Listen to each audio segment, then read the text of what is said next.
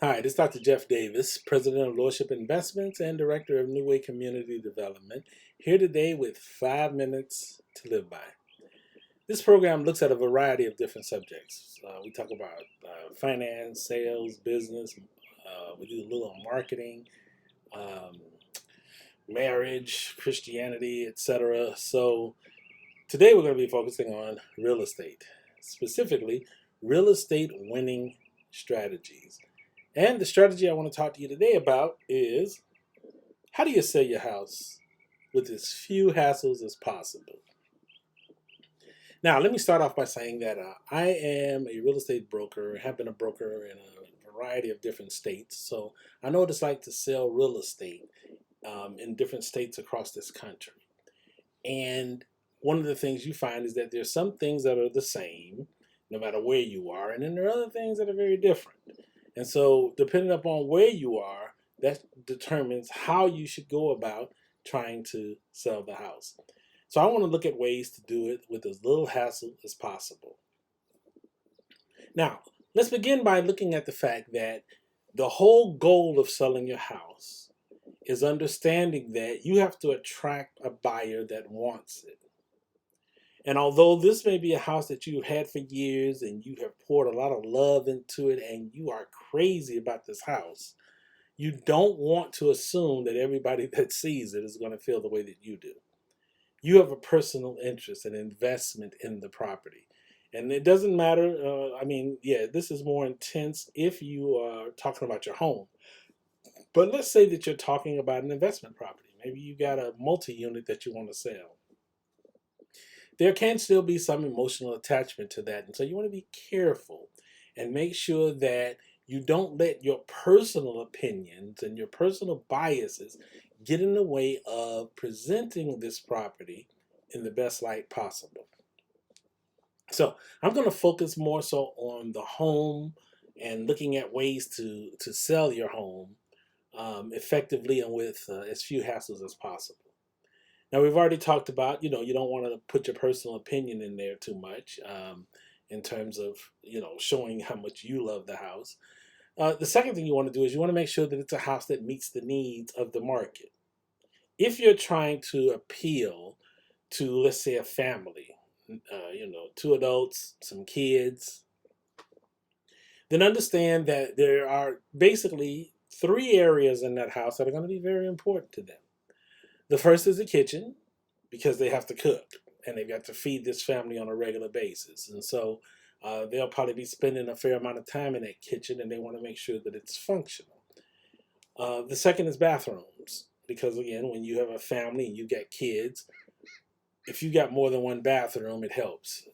Even if you have a 1.5 bath, it helps. But if you got two full baths or better, um, that's going to be important to these families, that are looking for a place to have bathrooms for the family.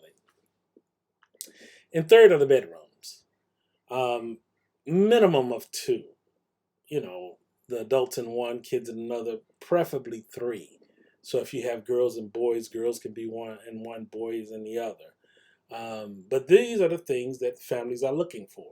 So when you talk about trying to sell a house with as few hassles as possible, you want to make sure that those things are where people can see the benefit of being there. You want to make sure that the kitchen, whether it's a large kitchen, a small kitchen, it might be what they call a galley kitchen, which is like rectangular. It could be an open concept where you've got the kitchen and dining room or the kitchen and a great room all going together. Irregardless of how it's put together, make sure this kitchen has everything that a person who cooks would want. So, if possible, yes, nice stove, nice refrigerator, dishwasher, plenty of cabinet space or pantry.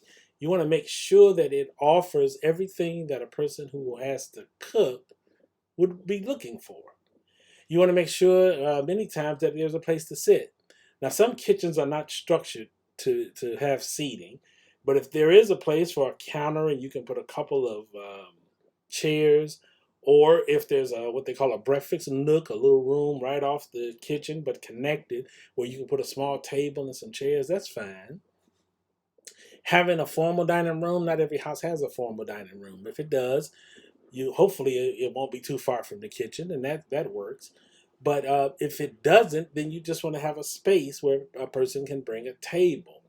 Think about Thanksgiving, families coming together. They like to be able to do that around a table where people can sit and eat and relax. So you want to make sure that when you are putting this property on the market, that it offers these things to families. As far as the bathrooms are concerned, some people they have to have bathtubs, others don't. So if at all possible, try to have a bathtub with a shower in it.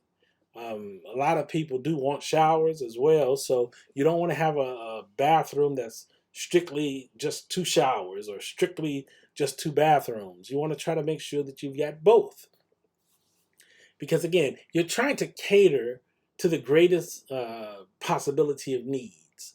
So you don't want to just go in there and have it where, okay, we just have two tubs and there are no showers in this house, because for some people you're going to turn them off with that. Vice versa. Showers are great, but when you have small kids, sometimes you want to have a bathtub. So you want to make sure that you're able to offer those things as well.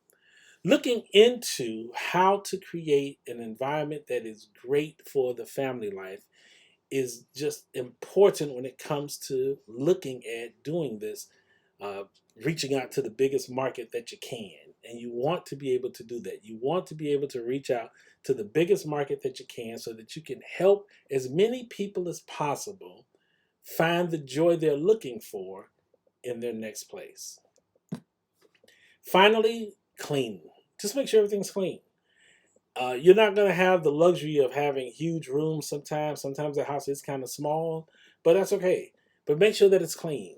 Make sure that when people look at it, they see what it could be if they were there.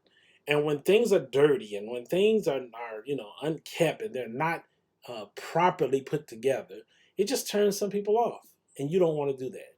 You want people to be turned on when they see your place. This is us, www.lordshipinvestor.com. You can reach out to us, ask any questions you want regarding real estate or any of the other topics we'll be discussing. Again, that's www.lordshipinvestor.com. If you're looking for some books and resources, go to Amazon, look for books under Jeff Davis, Dr. Jeff Davis, and see if we can help you in that way as well. So until the next time, this is Dr. Jeff Davis saying, I wish you have a day filled with both success and happiness.